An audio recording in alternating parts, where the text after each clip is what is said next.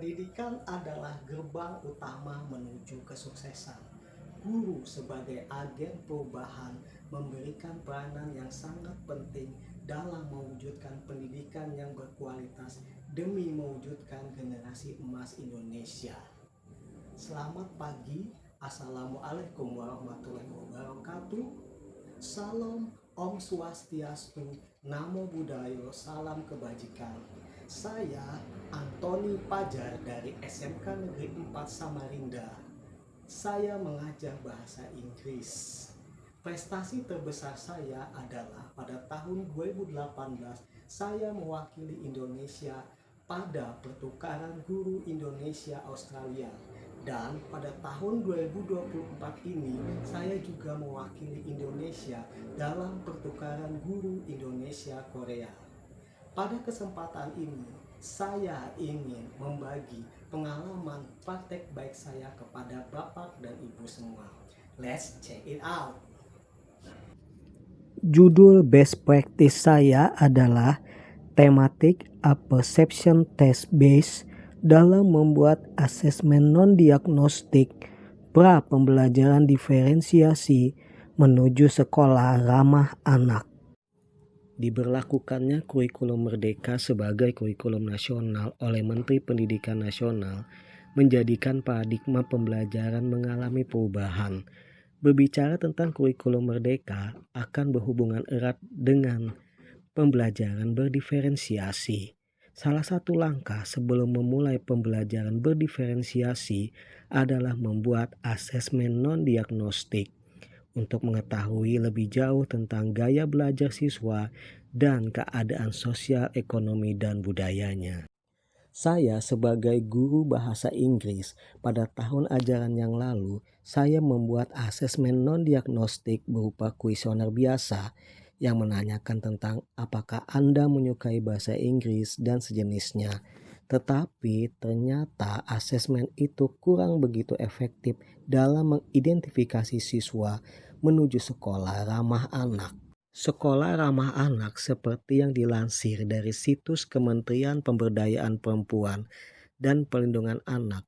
Sekolah ramah anak merupakan satuan pendidikan formal, non-formal, dan informal yang aman, bersih dan sehat, peduli dan berbudaya lingkungan hidup, mampu menjamin, memenuhi, menghargai hak-hak anak dan perlindungan anak dari kekerasan, diskriminasi, dan perlakuan salah lainnya, serta mendukung partisipasi anak terutama dalam perencanaan, kebijakan, pembelajaran, pengawasan, dan mekanisme pengaduan.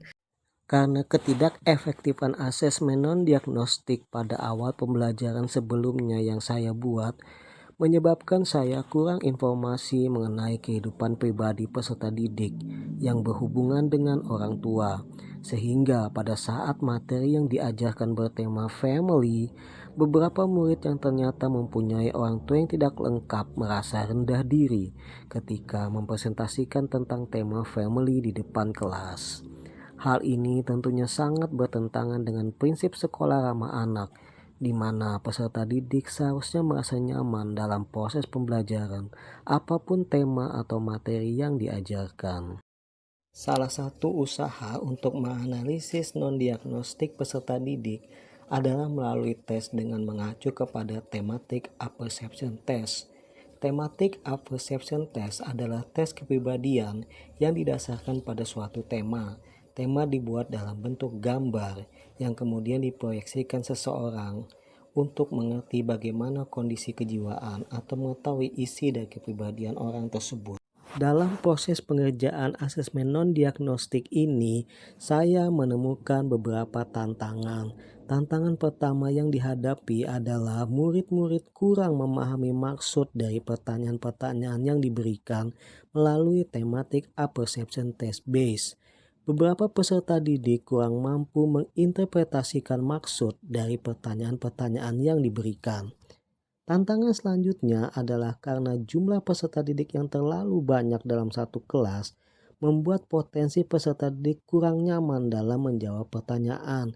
Dan jika tes dikerjakan pada posisi peserta didik duduk berdua dalam satu meja, akan menimbulkan potensi jawaban yang sama. sehingga saya susah menganalisis hasil dari jawaban tes non-diagnostik mereka, sehingga kesulitan dalam menentukan teknik pengajaran, media pengajaran, dan bahan ajar yang cocok untuk semua jenis karakter peserta didik. Tantangan yang ketiga atau yang terakhir adalah bahwa untuk mendapatkan hasil analisa yang akurat membutuhkan seorang profesional pada bidangnya atau pihak ketiga. Pihak ketiga berfungsi sebagai narasumber dalam membantu memberikan penjelasan umum dalam membaca jawaban dari peserta didik. Dan pihak ketiga yang saya pilih adalah mahasiswa semester akhir Fakultas Psikologi Universitas 17 Agustus 1945 Samarinda. Usaha yang dilakukan untuk mengatasi kendala atau tantangan yang pertama adalah dengan memberikan penjelasan seakurat mungkin kepada peserta didik. Saya memberikan kesempatan kepada peserta didik untuk memberikan pertanyaan. Untuk mengatasi masalah atau tantangan yang kedua, saya membagi peserta didik menjadi 2 sesi saat pelaksanaan tes di hari yang sama. Sesi pertama terdiri dari 18 siswa dan sesi kedua terdiri dari 18 siswa juga. Pemilihan 18 siswa pada sesi pertama dan 18 siswa pada sesi kedua berdasarkan daftar kehadiran genap dan ganjil. Pemilihan 18 siswa pada sesi pertama berdasarkan daftar kehadiran genap. Pemilihan 18 siswa pada sesi kedua berdasarkan daftar kehadiran ganjil. Hal ini bertujuan agar peserta didik merasa nyaman dalam menjawab soal-soal yang diberikan tanpa merasa ada gangguan secara psikologis. Instruksi yang diberikan kepada peserta didik adalah untuk menjawab pertanyaan yang berupa menggambar dengan sejujur-jujurnya tanpa merasa takut peserta didik lain mengetahui jawaban peserta didik yang lain karena dijamin kerahasiaannya. Tantangan yang ketiga atau yang terakhir, saya mengeluarkan uang transport kepada pihak ketiga. Hal ini saya lakukan untuk mencapai hasil yang maksimal. Sebagai guru yang bersertifikasi, tentunya masalah keuangan bukan menjadi kendala demi kelancaran dalam program pengajaran. Setelah mendapat gambaran umum dari hasil jawaban peserta didik, saya mulai menindaklanjuti ke tahap berikutnya. Berikut ini adalah langkah-langkah dalam pelaksanaan praktek baik ini. Langkah yang pertama adalah menentukan kelas.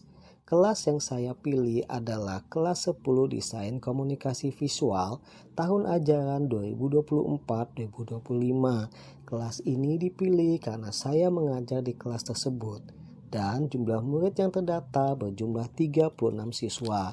Langkah kedua adalah membuat rubrik asesmen non-diagnostik dengan mengacu kepada tematik apperception test base.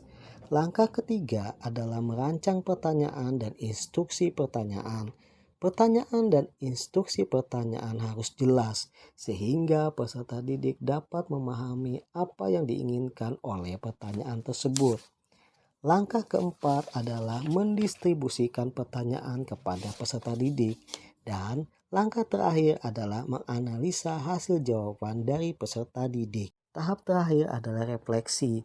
Hasil yang didapat adalah jawaban dari peserta didik bervariasi dan memudahkan saya sebagai guru untuk memahami keadaan kepribadian, ekonomi, dan sosial budaya masing-masing dari peserta didik tersebut. Selanjutnya saya melakukan pengimbasan tematik apperception test ini kepada rekan-rekan sejawat sehingga mereka juga dapat menggunakan jenis tes ini untuk mendiagnosa peserta didik sebelum memulai pembelajaran berdiferensiasi.